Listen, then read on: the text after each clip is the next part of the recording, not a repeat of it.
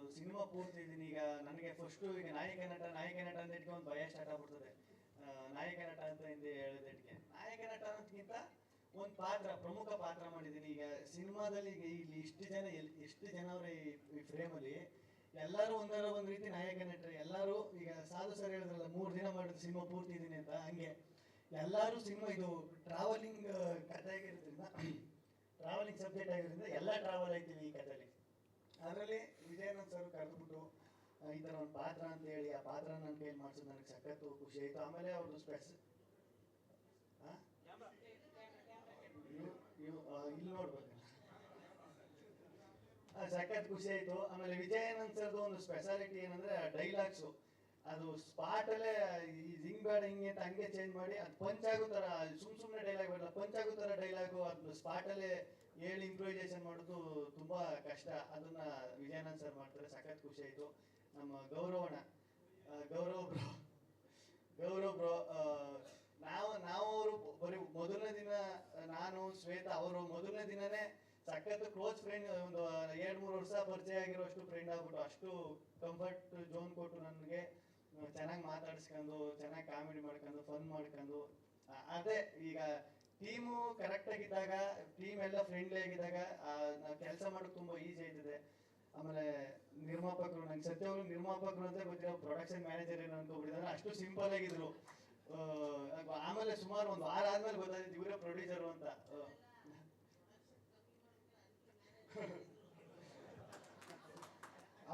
ಅವ್ರು ಎಷ್ಟು ಸಿಂಪಲ್ ಅಂದ್ರೆ ಟಿಟಿಲ್ ಬಂದು ಹೇಳಿತವ್ರೆ, ಟಿಟಿಲ್ ಪ್ರೊಡ್ಯೂಸರ್ ಹತ್ರ ಇಲ್ಲ ಸರ್, ಅದು ಅರ್ಜೆಂಟ್ ಅದಕ್ಕೆ ಬಂದ್ಬಿಟ್ಟೆ, ಕಾರ್ ಹಿಂದೆ ಬಂದೈತೆ ಸರ್ ಅಂತ. ಅಷ್ಟು ಸಿಂಪಲ್, ಸಖತ್ ಖುಷಿ ಆಯ್ತು. ಆಮೇಲೆ ಸಾಧು ಸರ್ ನಿಜವಾಗ್ಲೂ ಈಗ ಅವರು ಹೇಳ್ತಾರಲ್ಲ, ಅವರು ಅನುಭವವನ್ನು ಅಷ್ಟು ಹೇಳ್ತಾರೆ. ಇಲ್ಲ ಕಣೋ, ನೀವೆಲ್ಲ ಹುಡುಗರು, ನೀವು ನೆಕ್ಸ್ಟ್ ಡಿಸಿಷನ್ ತಗೋಬೇಕಾದ್ರೆ ಕರೆಕ್ಟ್ ಆಗಿರ್ಬೇಕು, ಸಿನಿಮಾ ಫೀಲ್ಡು ನಿಮ್ಮ ಹೆಜ್ಜೆ ಕರೆಕ್ಟ್ ಆಗಿರ್ಬೇಕು ಅಂತ ಅವ್ರ ಅನುಭವಗಳು. ಆಮೇಲೆ ಅವ್ರದ್ದೊಂದು ಸಖತ್ ಇಷ್ಟ ಆಗೋದು, ಅವರು ಹೋಗಿರೋ ದೇಶ, ಸುತ್ತಿರೋ ದೇಶ, ಇಲ್ಲಿ ಈ ದೇಶಕ್ಕೆ ಹೋಗ್ರಿ, ಇಲ್ಲಿ ಇದು ಸ್ಪೆಷಲ್ಲು, ಈ ಜಾಗಕ್ಕೆ ಹೋಗ್ರಿ, ಸುತ್ತಬೇಕು ದೇಶನ, ಏನೈತೆ ಜೀವನದಲ್ಲಿ ಸುತ್ತಬೇಕು, ತಿರುಗಾಡ್ಬೇಕು, ಅದೇ ಅಲ್ವ ಲೈಫು ಅಂತೆಲ್ಲ ಅವರು ಹೇಳೋದು. ಫ್ರೀ ಆಗಿದ್ದಾಗೆಲ್ಲನೂ ಒಂದು ಅಷ್ಟು ಇನ್ಪುಟ್ಸ್ ಕೊಡೋರು, ಹಿಂಗಿರ್ಬೇಕು, ಹಿಂಗೆ ಮಾಡ್ಬೇಕು ಅಂತ. ಅದೆಲ್ಲ ಸಖತ್ ಹೆಲ್ಪ್ ಆಯ್ತು ನನಗೂ. ಸಖತ್ ಒಂದು ಒಳ್ಳೆ ಸಿನಿಮಾದಲ್ಲಿ ಕೆಲಸ ಮಾಡಿದ್ದೀನಿ, ಒಂದು ಒಳ್ಳೆ ಟೀಮ್ ಜೊತೆ ಕೆಲಸ ಮಾಡೋನಿ ಅಂತ ನನಗೂ ಸಖತ್ ಖುಷಿ ಐತೆ. ನಿಮ್ ಪಾತ್ರದ ಬಗ್ಗೆ ಹೇಳಿ. ಮುನ್ನಾಬಾಯಿ ನನ್ನ ಪಾತ್ರ ಬಂದು ಅದೇ, ಡೈರೆಕ್ಟರ್ ಮುಂಚೆನೇ ಕರೆದ್ಬಿಟ್ಟು ಹೇಳಿದ್ರೆ ಕಥೆ ಎಲ್ಲೂ ಬಿಟ್ಕೊಡ್ಬಾರ್ದು ಅಂತ. ನನ್ನ ಪಾತ್ರ ಚೆನ್ನಾಗೈತೆ, ಅದೊಂದು ಮಾತ್ರ ಹೇಳ್ಬಲ್ಲೆ. ಆಮೇಲೆ ಇಲ್ಲಿ ಕಾರ ಐತಲ್ಲ, ಅದು ಮಾತ್ರ ಸಖತ್ ರೋದನೆ ಕೊಟ್ಬಿಟ್ಟೈತೆ ನಮ್ಗೆ. ನಾನು ಸ್ಟಾರ್ಟಿಂಗ್ ಹೋದಾಗ ಯಾವ್ದೋ ಲ್ಯಾಂಬೋರ್ಗಿನಿ ಕಾರ್ ತಂದು ಇಳಿಸ್ಬಿಡೋರಿಗೆ ಏನು ಗುರು ಅಂತ ನಾನು. ಆಮೇಲೆ ಎಲ್ಲ ಟಿಂಕ್ರಿಗೂ ಪೇಂಟಿಂಗ್ ಮಾಡಿಸ್ಕೊಂಬಂದು ಆಲ್ಟರ್ನೇಟ್ ಮಾಡಿಸ್ಕೊಂಬಂದವ್ರು ಯಾವ್ದೋ ಗಾಡಿಗೆ. ಅದು ಮಧ್ಯದಲ್ಲಿ ನಿಂತೋಗ್ಬಿಡ್ತದೆ. ನನಗೆ ಸದ್ಯ ನಂದು ಒಂದು ಪ್ಲಸ್ ಏನಪ್ಪಾ ಅಂದ್ರೆ, ನನಗೆ ಗೇರ್ ಗಾಡಿ ಓಡಿಸಿ ಕೊಡೋದ ಕಾರ, ನಾನು ಓಡಿಸೋದಿದ್ದು. ಆಮೇಲೆ ಪಾಪ ಗೌರವ್ ಅವರು ಆ ಕಾರ್ನ ಎಷ್ಟು ಅವ್ರು ತಗೊಂಡೋದ್ರು ಅಂದ್ರೆ, ಮಳೆ ಅದು ಓಪನ್ ಕಾರ್, ಮಳೆ ಸ್ಟಾರ್ಟ್ ಆಗ್ಬಿಟ್ರೆ ಮಳೆ ಎಲ್ಲ ಸುರಿತಾ ಇರ್ತದೆ. ಈ ಕಡೆ ಈ ಹ್ಯಾಂಡ್ ಹಾಕಿದ್ರೆ ಕೈಗೆ ಬರ್ತದೆ, ಈ ಕಡೆ ಗೇರ್ ಎತ್ತೋದ್ರೆ ಗೇರ್ ಹಾಕಿದ್ರೆ ಕೈಗೆ ಬರ್ತದೆ. 1 ವಾರ ಸರಿಯಾಗಿ ಆಟ ಆಡಿಸ್ಬಿಡ್ತಾವ. ಎಲ್ಲಿ ಉಡುಪಿಲಿ ಶೂಟಿಂಗ್ ಮಾಡ್ತಾ ಇದ್ದ, ಅಲ್ಲಿಗೆ ತಗೋಬೇಕು ಗಾಡಿಯ. ಹೆಂಗ್ ಆಗ್ಬಿಡ್ತು ಅಂದ್ರೆ ಪಾಪ ಅವ್ರು ನೋಡಿ ನನಗೆ ಪಾಪ ಅನಿಸ್ಬಿಡ್ತು. ಬ್ರೇಕ್ ಹೊಡಿಕ್ ಹೋದ್ರೆ ಅದು ಸ್ಟ್ರಕ್ ಆಗ್ಬಿಟ್ಟದೆ, ಬ್ರೇಕೇ ಓದ್ತಾ ಇಲ್ಲ ಒಂದು ಟೈಮಲ್ಲಿ.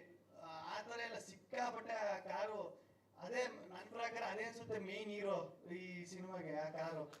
ಅಷ್ಟೊಂದು ರೋದನೆ ಕೊಟ್ಟಾಕ್ಬಿಡ್ತೀವಿ ಎಲ್ರಿಗೂ. ಈ ಸಿನಿಮಾದಲ್ಲಿ ಏನಪ್ಪಾ ಅಂದ್ರೆ, ಆರ್ಟಿಸ್ಟ್ ಯಾರಿಗೂ ರೋದನೆ ಕೊಟ್ಟಿಲ್ಲ, ಟೆಕ್ನಿಷಿಯನ್ ರೋದನೆ ಕೊಟ್ಟಿಲ್ಲ, ಯಾರು ಕೊಟ್ಟಿಲ್ಲ. ಅದೊಂದು ಕಾರ್ ಐತಲ್ಲ, ಅದು ಮಾತ್ರ ಎಲ್ರಿಗೂ ರೋದನೆ ಕೊಟ್ಬಿಡ್ತು.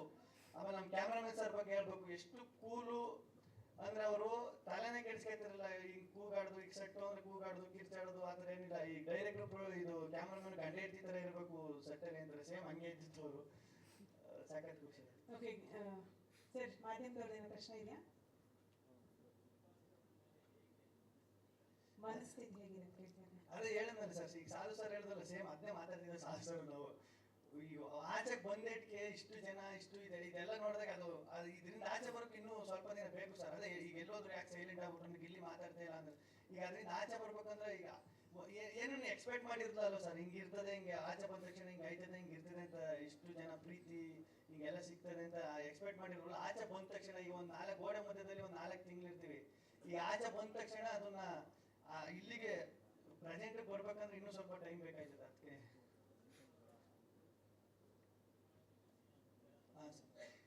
ಹ್ಞೂ ಸರ್, ಮಾತುಕತೆ ನಡೀತಾವೆ. ಅದೇ ಈ ಈ ಕನ್ಫ್ಯೂಷನ್ ಈಗ ಈಗ ಆಚೆ ಬಂದ ತಕ್ಷಣ ಒಂದಷ್ಟು ಹಿಂಗೆಲ್ಲ ಬಂದಾಗ ಈಗ ನೆಕ್ಸ್ಟ್ ನಾನು ಯಾವ ಮೂವ್ ತಗೋಬೇಕು, ನೆಕ್ಸ್ಟ್ ಏನ್ ಹೆಜ್ಜೆ ಇಡಬೇಕು ಅನ್ನೋದೇ ಸಖತ್ ಕನ್ಫ್ಯೂಸು. ತಿರ್ಗಿ ನಾನು ಕರೆಕ್ಟ್ ಈಗ ನಾನು ಯೋಚನೆ ಮಾಡಿದ್ ಸರ್ ಇದೆ, ಈಗ ನನ್ನ ಮೈಂಡ್ ಸೆಟ್ ಕರೆಕ್ಟ್ ಆಗಿರ್ಬೇಕು. ಈ ಕನ್ಫ್ಯೂಷನ್ ಅಲ್ಲೇ ಪ್ರೊಸೆಸ್ ನಡೀತದೆ ಎಲ್ಲ.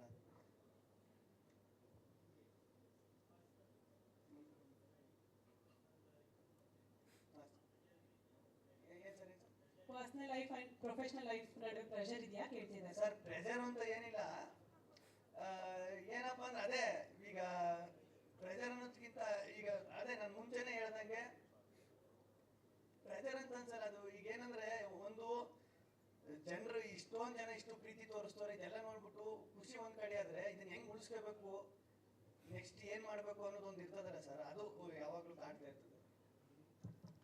Okay, ಯಾವ್ದಣ್ಣ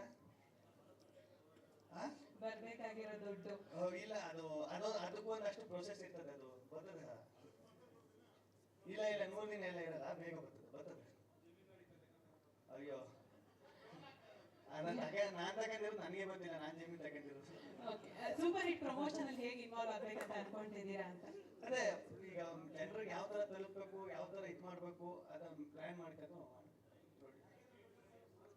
sir. ಹಾ ಸರ್, ಹಾ ಸರ್, ಹಾ ಸರ್, ಹಾ ಸರ್, ಹಾ ಸರ್. ಅಲ್ಲ ಸರ್, ಅದೇ ಈಗ ನನಗೂ ಒಂದಷ್ಟು ಕೆಲಸ ಕಾರ್ಯಗಳವೆ, ಕೆಲಸ ಅದು ಇದು, ಅದೇ ಕೆಲಸದ ಒತ್ತಡಗಳು ಇದೆಲ್ಲ ಇದೆ, ಅಲ್ಲಿ ಇಲ್ಲಿ ಅಂತ. ಅದ್ರ ಮಧ್ಯ ಯಾವ್ಯಾವಾಗ ಏನೇನು ಅದನ್ನ ಪ್ಲಾನ್ ಮಾಡ್ಕೊಂಡು ಮಾಡ್ಬೇಕು ಸರ್. ಗಿಲ್ಲಿ ಒಂದ್ ನಿಮಿಷ. ಹಾ ಸರ್, ಹಾ ಸರ್, ಹಾ ಹಾ ಸರ್, ಅದೇ ಹಾ ಸರ್, ಹಾ ಹೌದು, ಹಾ ಹಾ ಸರ್,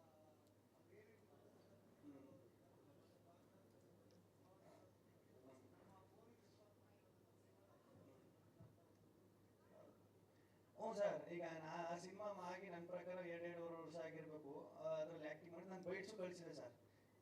ಅಂದ್ರೆ ಬೈಟ್ಸ್ ಕಳಿಸಿ ಎಲ್ಲ ಮಾಡಿದೆ, ಬಟ್ ಅದು ಯಾಕೆ ಹಂಗೆ ಆಯ್ತು ಅಂತ ಗೊತ್ತಿಲ್ಲ. ಪಾಪ ಅವ್ರಿಗೂ ಏನೋ ಮೋಸ್ಟ್ಲಿ ನನ್ನಿಂದ ನಾನು ಫೋನ್ ಎತ್ತಿದ್ದಕ್ಕೆ ನನಗೂ ಒಂದಷ್ಟು ಕೆಲಸದ ಒತ್ತಡ ಇತ್ತಲ್ಲ, ಅದು ಅವ್ರು ತಪ್ಪಲ್ಲ ಸರ್. ಯಾರು ಸರ್? ಇಲ್ಲ ಸರ್, ಬೇರೆ ಕೆಲಸಗಳಲ್ಲಿ ಒಂದಷ್ಟು ಬಿಜಿ ಆಗುತ್ತೆ. ಹಾ ಸರ್, ಹಾ ಹೌದು. ಇಲ್ಲ ಇಲ್ಲ, ಹಾ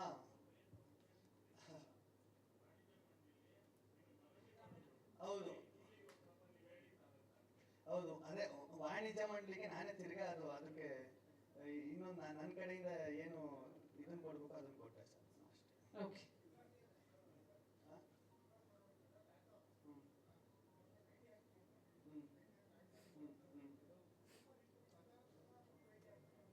ಇಲ್ಲ ಸರ್, ಮೊನ್ನೆ ತಿರ್ಗಾ ನಮ್ಮ ಚಾನೆಲ್ ಅಲ್ಲಿ ಇದನ್ನ ಒಂದು ಅದಕ್ಕೆ ಅವ್ರನ್ನೆಲ್ಲ ಕರೆಸ್ಬೇಕು ಅಂತಾನೆ ಒಂದಷ್ಟು ಇದನ್ನ ಕರೆಸಕ್ಕೆ ಅದ್ರಲ್ಲಿ ಅವರು ಫೋನ್ ಹೋಗಿ ಮಾಡಿದ್ರಂತ. ಅವ್ರೇನೋ ಆ ಟೈಮಲ್ಲಿ ಸಿಕ್ಕಿಲ್ವಂತೆ.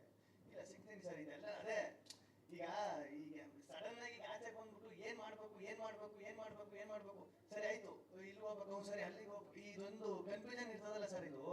ಅದು ನನ್ನ ಪರಿಸ್ಥಿತಿಲಿ ನನ್ನ ಜಾಗದಲ್ಲಿ ಇದ್ದವ್ರಿಗೆ ಮಾತ್ರ ಗೊತ್ತಾಯ್ತದೆ.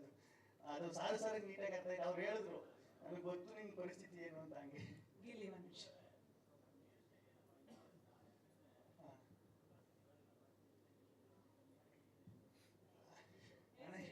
ಸೀಕ್ರೆಟ್ ಏರು ಸ್ಟೈಲು ಹೆಂಗಿದ್ರು ಸ್ಟೈಲ್ ಅಲ್ವಾ ಸರ್?